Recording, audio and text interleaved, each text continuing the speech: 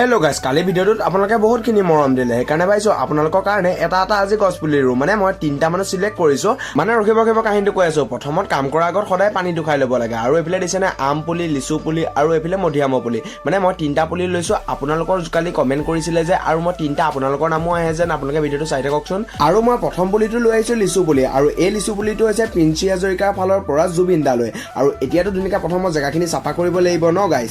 ৰখিব গছ পুলিটো ৰোৱাৰ আগত বোলো আৰু এটা কথা কৈ দিওঁ, আপোনালোকেও যদি এনেকৈ নামত গছ পুলি ৰুবলৈ বিচাৰে তেনেহ'লে এই পেজটো ফ'ল' কৰি থ'ব আৰু এটা ধুনীয়া চাই জয় জুবিন দা বুলি কমেণ্ট কৰি দিব। আৰু এতিয়াৰ গছ পুলিটো ৰুবলৈ কাৰ নাম আহিব গম পায়নে গাইজ? ব'লক গম পাব। আৰু মই এতিয়া ৰুবলৈ গৈ আছোঁ এটা মধিয়ামৰ পুলি। আৰু এই মধিয়ামৰ পুলিটো হৈছে উত্তম বড়োৰ ফালৰ পৰা জুবিন দালৈ। আৰু যদি উত্তম বড়োৱে যদি এই ভিডিঅ'টো চাই আছা তেনেহ'লে লাইক কৰিব একদম নাপাহৰিবা। দেখিছেনে তোমাৰ কাৰণে কোৰখনো ভাঙি থাকিলে। আৰু ধুনীয়াকৈ বোলো এতিয়া মই খান্দি লৈছোঁ। প্ৰথমত কোৰখনটো ভাঙিলে বুলি এতিয়া মই গছ পুলিটো নোৰোৱাকৈ থাকিব নোৱাৰোঁ, সেইকাৰণে ধুনীয়াকৈ ৰুই দিলোঁ। আৰু ধুনীয়াকৈ ধুই পেলাই দেখিছেনে এতিয়া গোটেই গছ পুলিখিনিক পানী দিব লাগিব।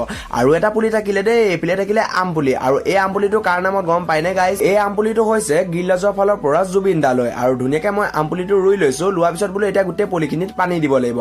গছ পুলিত পানী দিয়াৰ আগতে আৰু এটা কথা আকৌ এবাৰ কৈ দিওঁ, মানে আপোনালোকে যদি এই ভিডিঅ'টো যিমান পাৰে তিমান কমেণ্ট কৰক যাতে আপোনালোকেও জুবিন দাৰ ফালৰ পৰা এটা গছ পুলি আপোনালোকেও ৰুব পাৰে। তেনেহ'লে এতিয়া বলকচোন আমি গছ কেইজোপা পানী দি লওঁ, নহ'লে মৰহি যাব নহয় গাইজ। ফালৰ পৰা যদি আপোনালোকৰ গছ পুলি এটা ৰুবলৈ মন আছে তেনেহ'লে মোৰ পেজটো ফ'ল' কৰি থওক। কাইলৈ লগ পাই আছোঁ।